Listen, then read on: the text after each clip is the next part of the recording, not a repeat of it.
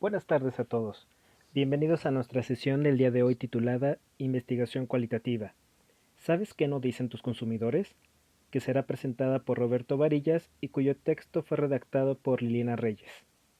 Liliana Reyes es socióloga egresada de la Universidad Autónoma Metropolitana y cuenta con el grado de maestría en Ciencias Antropológicas por la Universidad Autónoma Metropolitana. Actualmente es doctorante del mismo posgrado. En el ámbito profesional se ha desempeñado en diferentes agencias de mercado, desarrollando diferentes metodologías para múltiples proyectos de mercado. En octubre de 2011 se incorporó a la plantilla de Asertiva.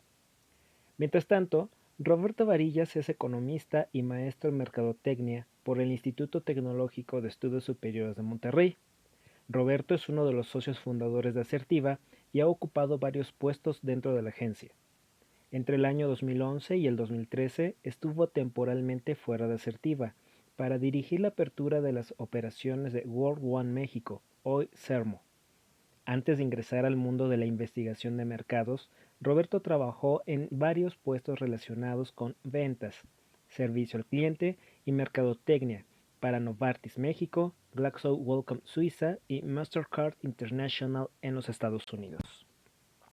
La duración aproximada de este webinar será de 40 minutos. Al término de la presentación contaremos con un espacio para preguntas y respuestas. Pueden formular sus preguntas desde el chat que encontrará en el lado derecho de su pantalla. Les sugerimos usar la pestaña Private Chat para este fin. Asimismo, si llegara a tener dificultades con el audio y video de este webinar, les sugerimos cerrar su navegador, abrirlo nuevamente a continuación y regresar a la sala mediante el enlace que le proporcionamos vía correo electrónico. Asimismo, les recordamos que podemos tener ruido ambiental, tales como sonidos de mascotas o niños pequeños, durante la emisión, ya que estamos transmitiendo desde casa. Le cedo la palabra a nuestro ponente. Mercados. Vamos a abordar las diferencias que existen entre el enfoque cuantitativo versus el cualitativo.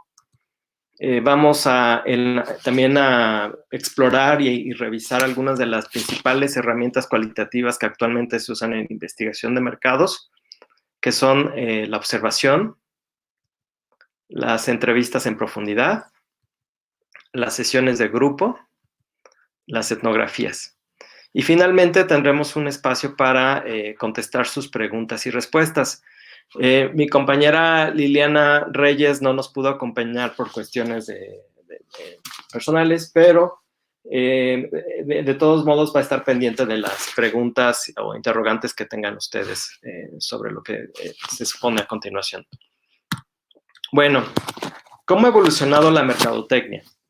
Anteriormente a los consumidores pues se les veía como objetos a los cuales se producían pues productos o servicios y únicamente pues la labor consistía en ofertar pues esos productos, ¿no? Pero sin embargo con la evolución de las técnicas de producción, etcétera, pues surgió más competencia y actualmente pues las marcas se dieron cuenta que para competir exitosamente en el mercado no solamente deberían satisfacer las necesidades funcionales, sino también enfocarse en las cuestiones emocionales, en la cuestión espiritual y ver a los consumidores como lo que somos, seres complejos, humanos, que tenemos inteligencia, corazón y espíritu.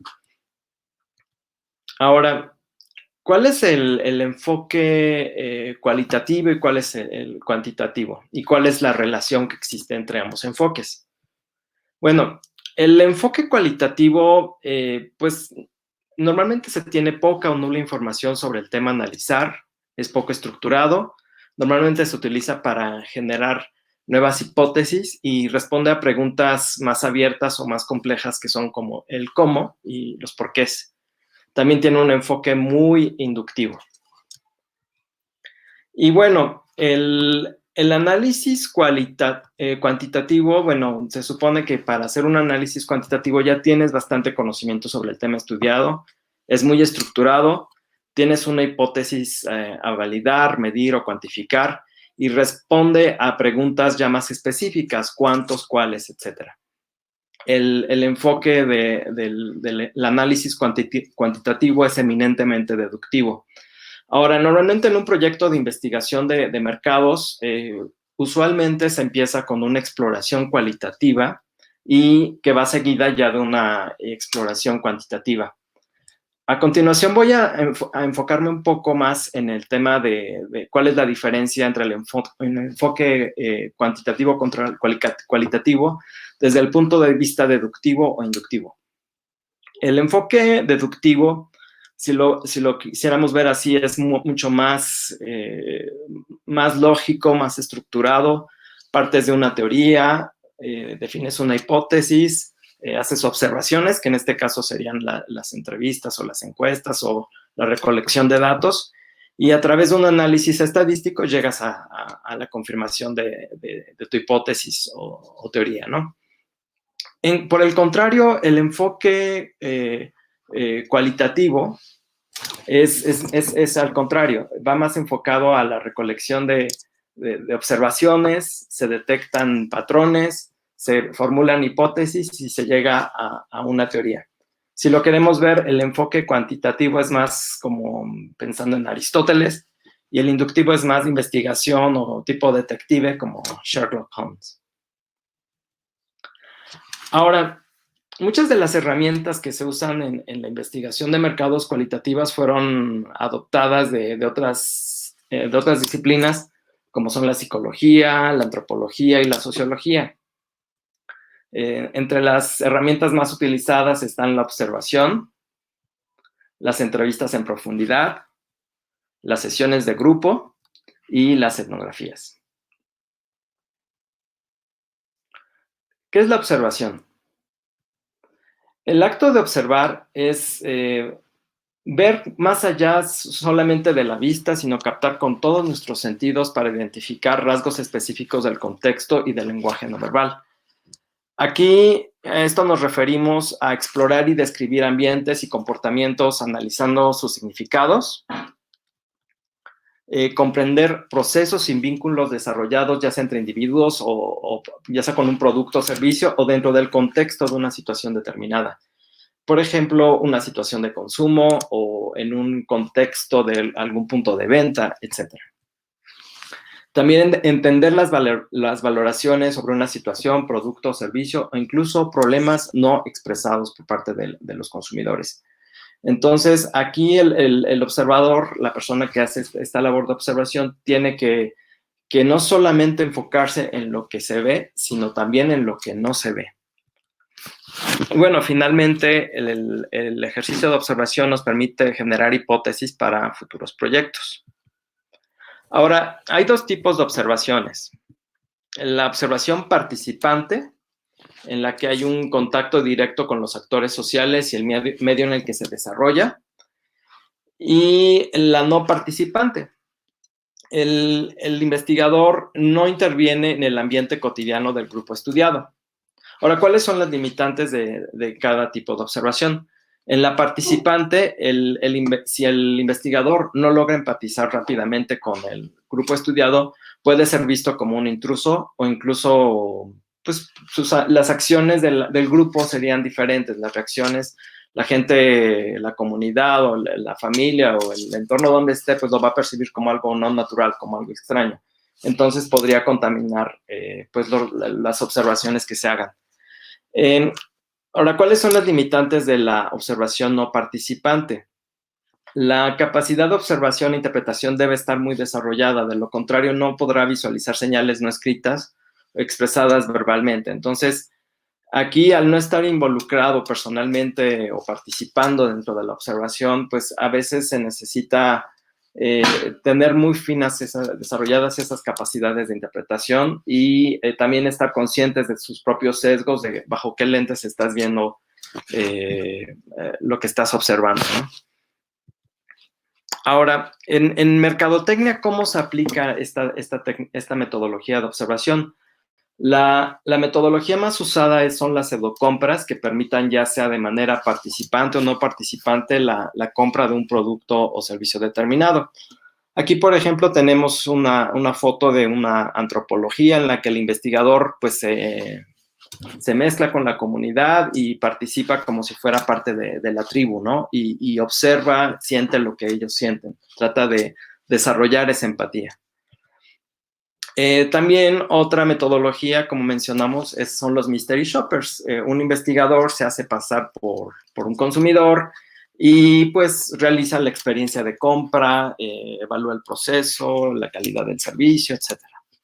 Y otro tipo de observación es la observación participante. En este caso, por ejemplo, el investigador acompaña a un consumidor en el punto de venta o a lo largo de su proceso de decisión de compra, y de esta forma logra entender mejor pues las motivaciones o qué lo frena o qué lo impulsa a tomar ciertas decisiones de compra, ¿no? Ahora vamos a abordar otra técnica que son las entrevistas en profundidad. Es una conversación en la que se lleva una forma de diálogo a través de preguntas y respuestas. Esta metodología permite tener conversaciones más amplias, más flexibles. Son entrevistas 1 a 1.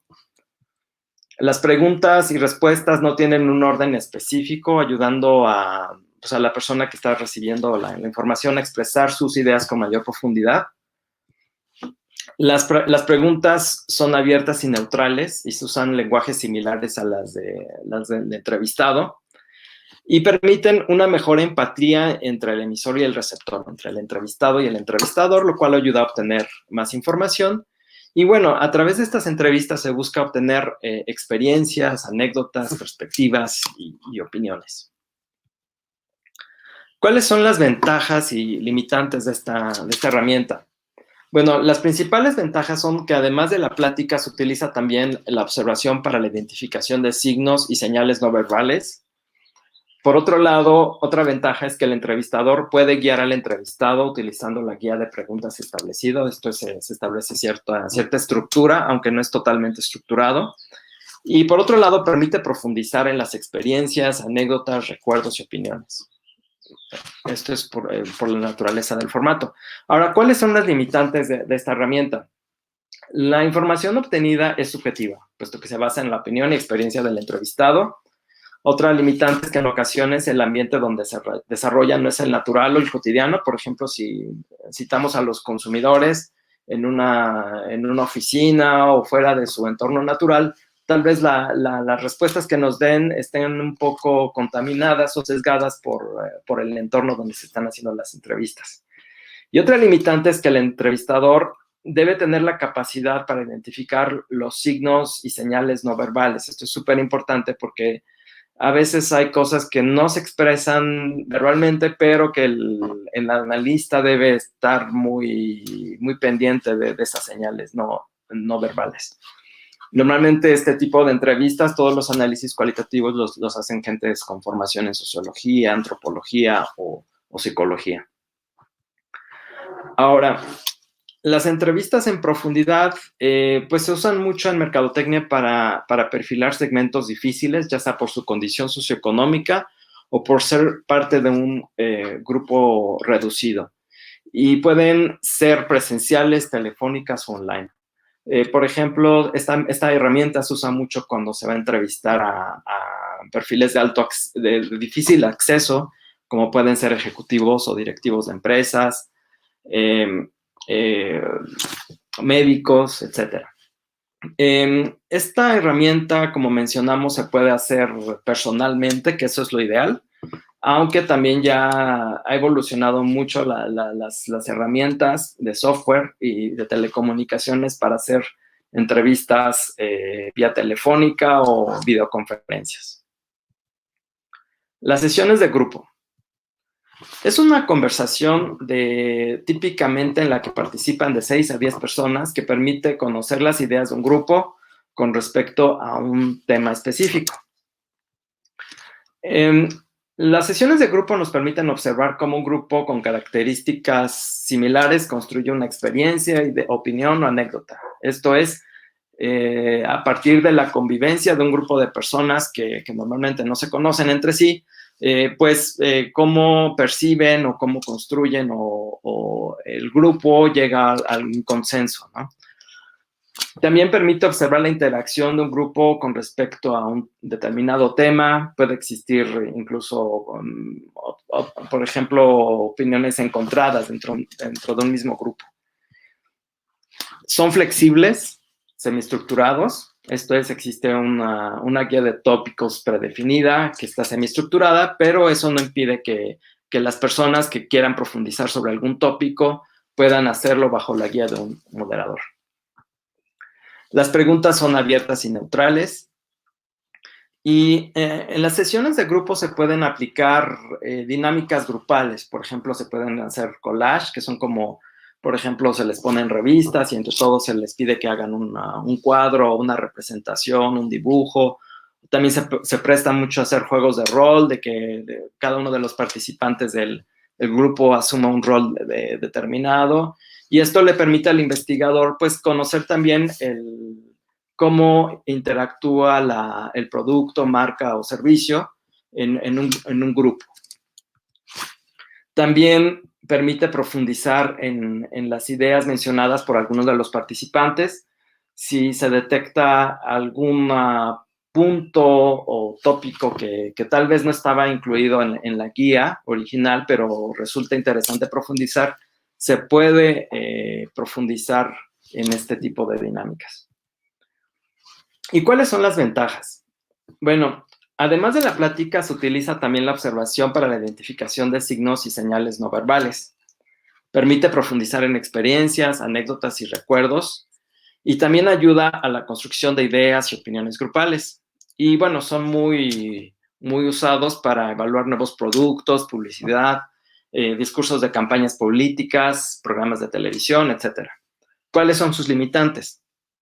La información obtenida es subjetiva, puesto que se basa en la opinión y experiencia de los participantes. Normalmente, como mencionamos, son muestras pequeñas de pocos consumidores y no necesariamente representan al grueso de la población, aunque, pues sí, al momento de diseñar un proyecto de sesiones de grupo se busca abarcar a los segmentos o representativos para esa marca. Otra limitante es que en ocasiones el ambiente donde se desarrolla no es el natural o cotidiano, limitando la capacidad de expresión del entrevistado.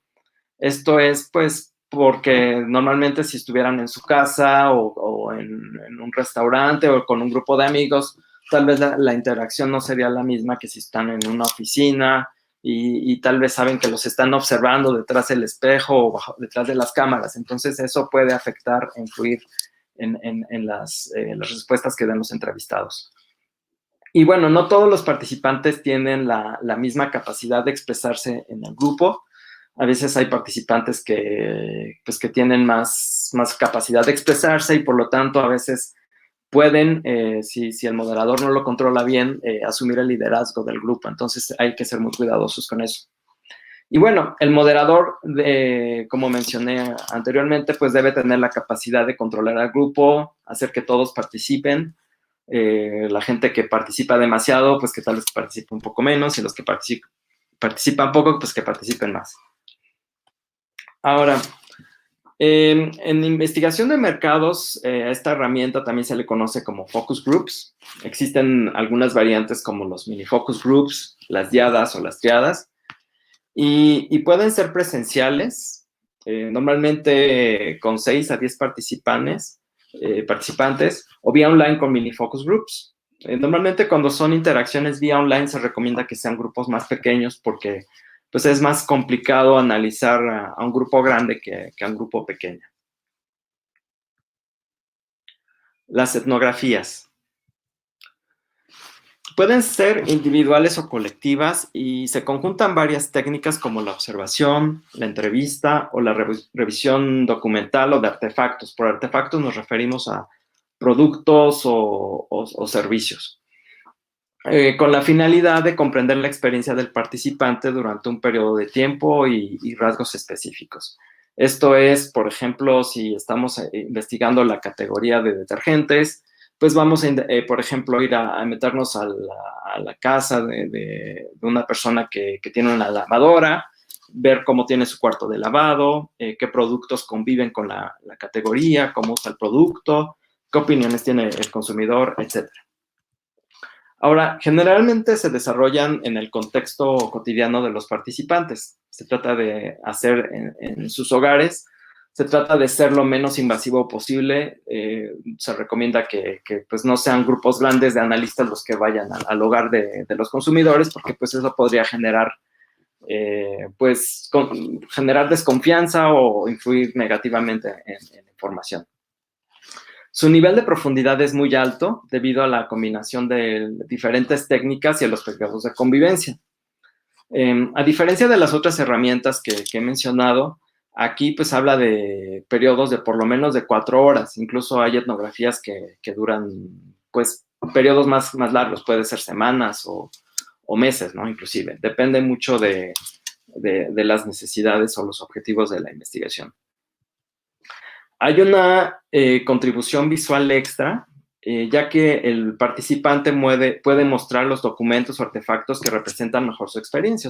O sea que aquí el consumidor, por ejemplo, si estamos haciendo un estudio de detergentes, puede enseñarnos físicamente, pues, qué usa, qué artefactos usa, por ejemplo, para tomar las medidas de jabón, o qué categorías de productos conviven con eso, verlos físicamente, tal vez sean productos comerciales, tal vez sean productos que no son comerciales, cómo se usa el producto, tal vez lo está usando de una forma diferente a cómo se indica en el manual del usuario, o tal vez lo está usando para un objetivo diferente, tal vez un detergente de ropa lo está usando para desinfectar productos alimenticios. Entonces, todo ese tipo de minucias y detalles son muy ricos y se pueden obtener mediante una etnografía. Ahora, como mencioné anteriormente, las etnografías pues, son un mix de varias técnicas de investigación de mercados. Por un lado, tenemos la observación, que tiene varias limitantes y ventajas. La principal ventaja es que permite observar signos y señales no expresados verbalmente. ¿Cuál es la limitante? Pues que se requiere la habilidad del investigador, el feeling, como se le conoce comúnmente, para identificar los signos y señales. La entrevista. Como ventaja tiene que mantiene un diálogo informal con el entrevistado, profundizando en los puntos más importantes. Aquí la limitante es que la información es una interpretación del participante. Esto es muy importante considerarlo porque las personas que aplican las entrevistas deben estar también muy conscientes al momento de interpretar sus resultados, pues que tienen prejuicios, sesgos propios de su nivel socioeconómico, edad, formación, etc. Entonces, una de las partes más importantes que el analista debe estar consciente, pues es del contexto diferente en el que viven las personas que están participando en el estudio y tratar de desarrollar una empatía muy grande hacia los consumidores y su entorno. La revisión documental y audiovisual.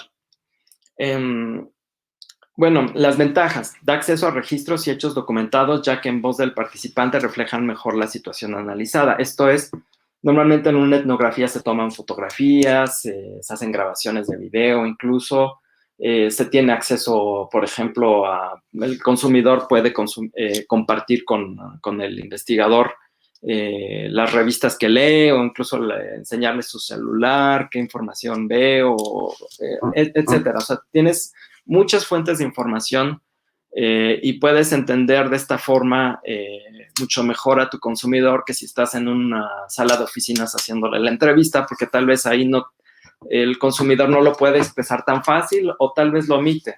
Eso también puede pasar. ¿Cuál es la limitante?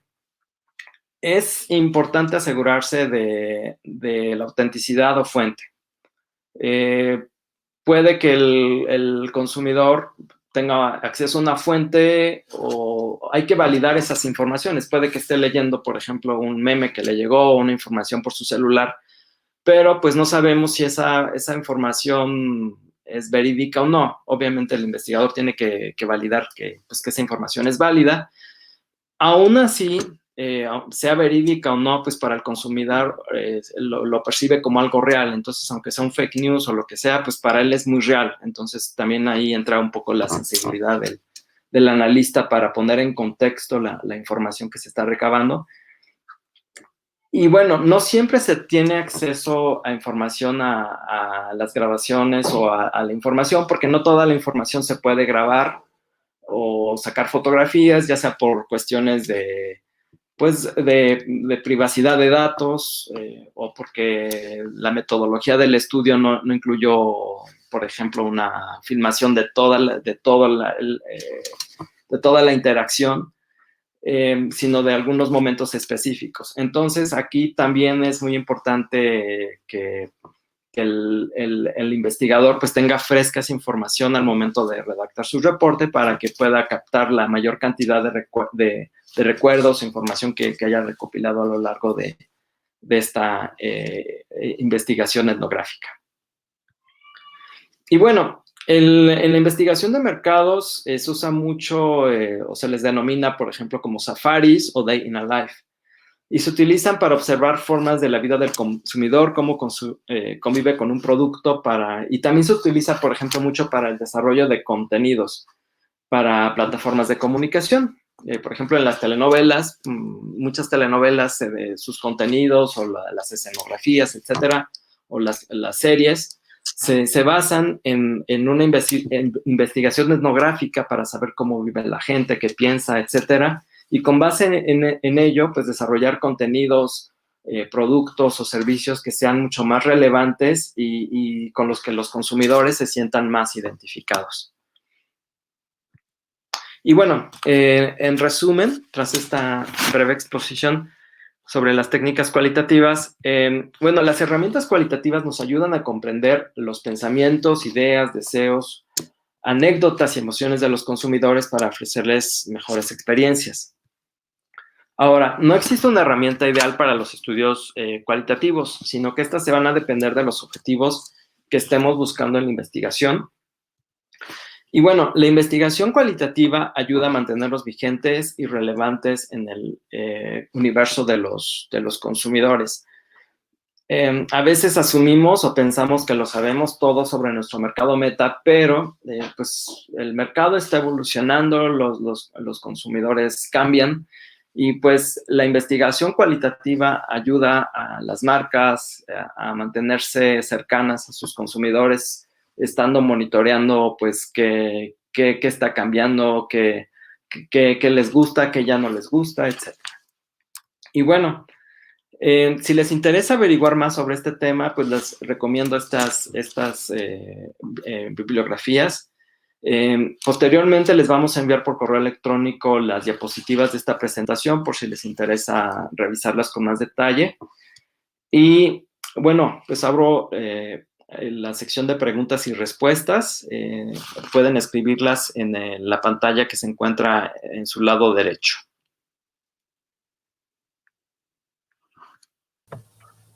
Muchas gracias, Roberto.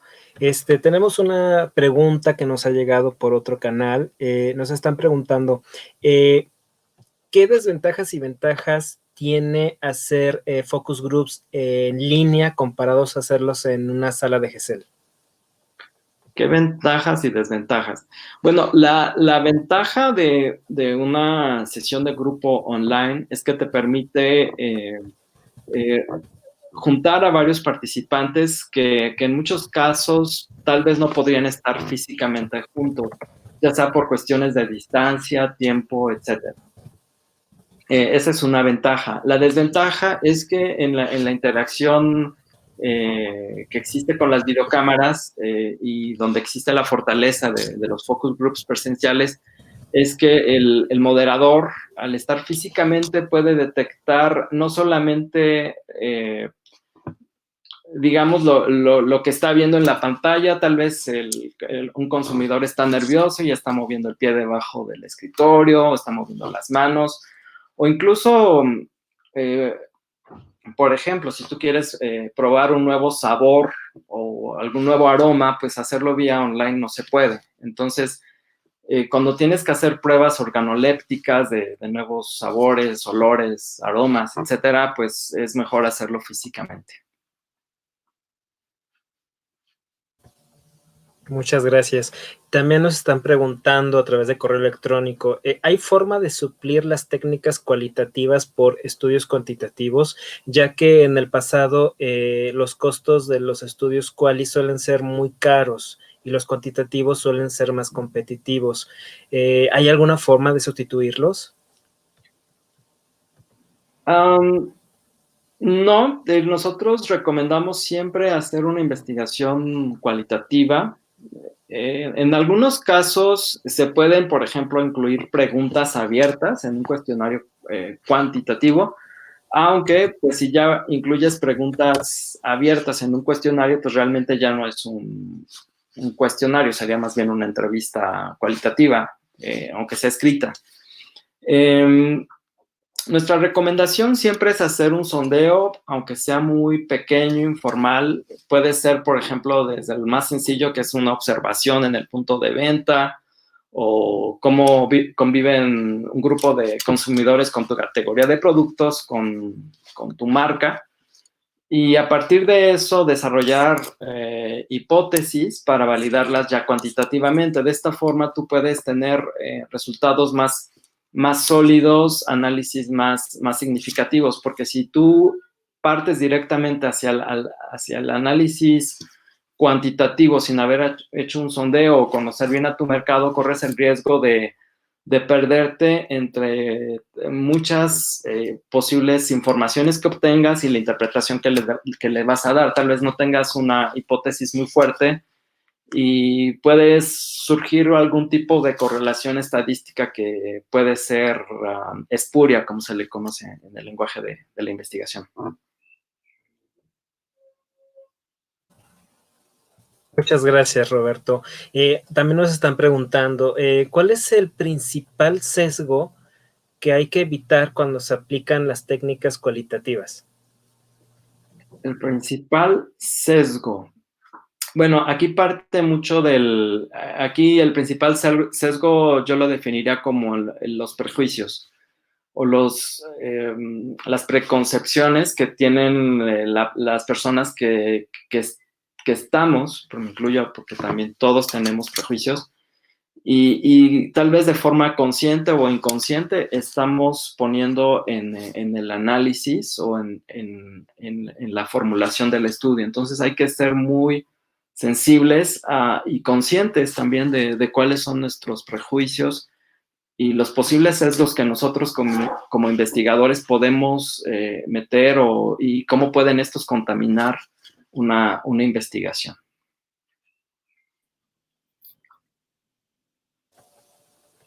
Muchas gracias. También tenemos una última pregunta que nos llegó por correo electrónico y nos dice, ¿cuáles son los hallazgos que únicamente se pueden obtener mediante técnicas cualitativas? Los únicos hallazgos que se pueden obtener por técnicas cualitativas. Pues en investigación cualitativa normalmente se obtiene información de tipo conceptual. Esto es, en un estudio cuantitativo tú sabes, por ejemplo, qué porcentaje elige X marca o qué marca tiene mayor participación de mercado respecto a otra. Sin embargo, a veces es muy difícil cuantitativamente, al menos inicialmente, especialmente si eres nuevo con esta categoría de productos, saber exactamente por qué salieron esos porcentajes, esos números. Entonces, la investigación cualitativa te ayuda a obtener a sensibilizarte, a darle un poco más de sentido a los datos cuantitativos que se obtengan. Nosotros siempre recomendamos hacer primero una exploración o sondeo cualitativo y posteriormente hacer ya un análisis cuantitativo más en forma. Hola, buenas tardes. Liliana Reyes, de parte de Asertiva, directora de operaciones.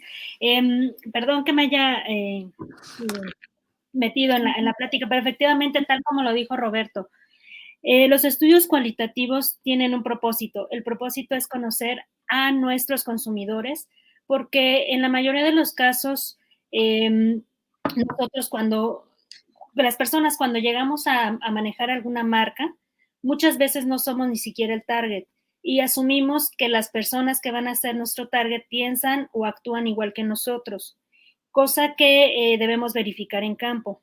Entonces, un estudio cualitativo nos ayuda justo a eso, a identificar esas diferencias que pudieran tener las diferentes grupos de personas que van a ser nuestro target, porque incluso dentro de un grupo, de una comunidad, existen microcomunidades o microlocalidades, microorganismos que piensan de manera diferente.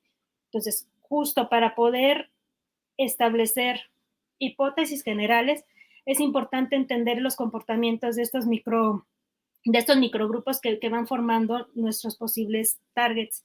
Por lo tanto, el enfoque cualitativo para eso nos ayuda a entender hacia quién estamos dirigidos y cuáles son sus hábitos de consumo, sus hábitos de compra y sus hábitos en general, ¿no? Y a partir de ahí entonces generamos hipótesis y vamos construyendo teorías más generales, que podemos después replicar en grupos y localidades similares, ¿no? Mientras no hagamos un estudio exploratorio, no vamos a poder entender cuáles son las características particulares de cada una de las personas o de cada uno de los subgrupos que participan o que forman nuestro target. Pues muchas gracias. Esto es todo por el momento. Les agradecemos su participación y pues esperamos verlos en nuestros próximos webinars. Hasta luego. Muchas gracias, Roberto. Les agradecemos, como nos menciona, su participación a la audiencia. Les haremos llegar el webinar a su correo electrónico, también el enlace de YouTube para que puedan repetirlo o puedan compartirlo con aquellos que no pudieron acompañarnos ahora. Los invitamos a estar al pendiente de nuestras redes sociales y de nuestros futuros correos para que puedan acompañarnos en los siguientes seminarios en línea. El próximo a realizarse el siguiente jueves a las 13 horas, tiempo del Centro de México. Muchas gracias y tengan una excelente tarde de parte del equipo de Asertiva.